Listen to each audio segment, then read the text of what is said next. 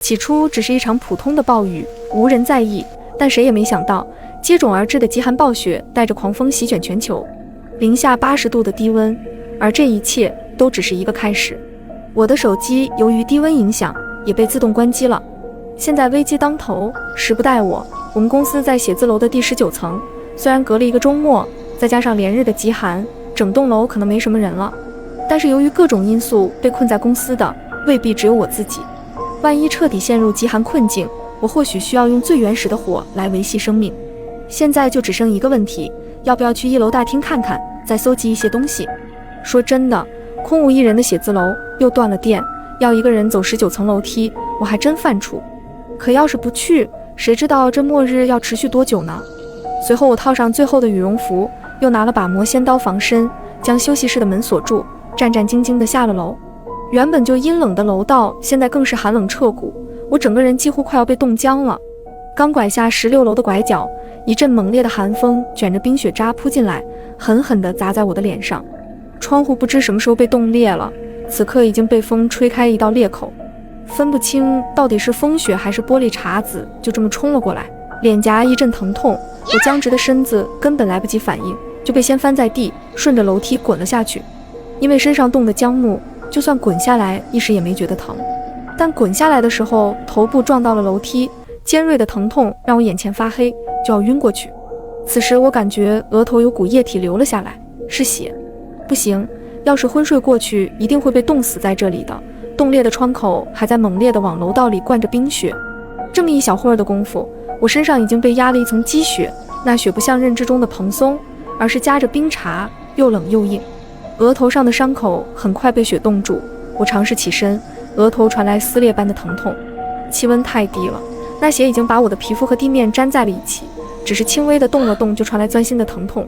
我把心一横，用手撑着地面，用最快的速度起了身。不出所料，地上粘着斑斑血迹的皮肉，甚至还扯下了一缕头发。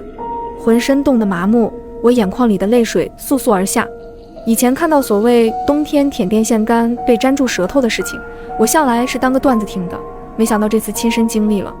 不过幸运的是，身上似乎并没有更严重的伤，这也坚定了我一定要去搜寻物资的想法，要趁着现在的温度还要不了我的命。从前熙熙攘攘的写字楼如今沉寂一片，我觉得自己仿佛置身一个巨大的停尸间。末日带给人的恐怖，除了生死还有孤独。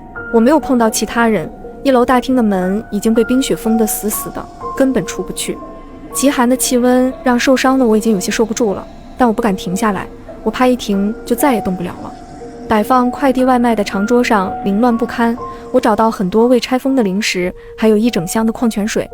可惜我现在没有力气搬到楼上去，只能放弃大件物品，拿走相对来说轻巧的。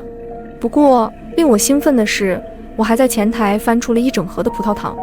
我本想着先喝一瓶补充体力，但葡萄糖早就被冻住了。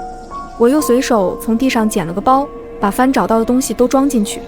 上楼比下楼费力多了，到最后我已经没有力气站立，大脑几乎已经失去了思考的能力，只剩求生的本能让我继续前行。我数次停下来，胸口闷痛着，眼前一片模糊，直到感受到16层那扇冻破的窗里灌进来的寒风，我才清醒了几分。快了，就要到了。这时我发现楼道里灌进来的雪并没有想象中那么多，我心里一喜，难道雪要停了吗？这个想法给了我极大的勇气，就算双腿被冻僵，我也没有停下来，狼狈又艰难地爬到公司门口。就在我打算开门的时候，脚腕忽然被什么东西抓住了，后背窜起一阵难掩的恐惧，我本能地尖叫起来，往后看去，不知从哪冒出来一个陌生男人，此刻正瞪着眼，趴在地上死死扣住我的脚腕。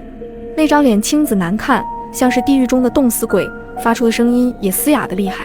把物资交出来，不然我杀了你。他只穿了件短袖，裸露的皮肤上满是伤口和冻住的血迹。直到看清他衣服上的 logo， 我才认出他是楼上健身房的老板。他可不是什么好东西，很喜欢骚扰女学员，我也被他骚扰过，最后甚至还闹到了警察局。他也因此怀恨在心，直接到我公司闹事，还造我黄谣。没想到真是冤家路窄，居然在这个时候遇见了。我又慌又怕，但我刚爬了19楼，早就筋疲力尽，根本没有能把他甩开的力气。何况他看定了我有物资，这种你死我活的紧要关头，怎么可能轻易放过我？我被他一拽，摔倒在了地上，痛得倒吸一口凉气。他想趁机爬起来往我们公司里面冲，还好，就算他再怎么强壮，毕竟穿着短袖被冻了好几天，估计也没什么吃的，所以战斗力也大打折扣。我毫不犹豫地抽出魔仙刀，直刺他面门。在他吃痛的时候，我赶紧进公司锁上门，就差一点被锁在外面的就是我了。我没有那么圣母心，末日当前，谁都不能保证自己可以活多久。面对这种败类，我更不会在意他是什么下场。求求你，给我一些吃的吧。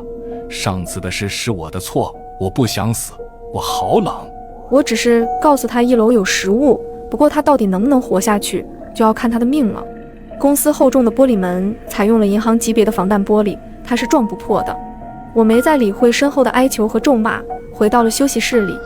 没有电，没有热水，我已经快撑不住了。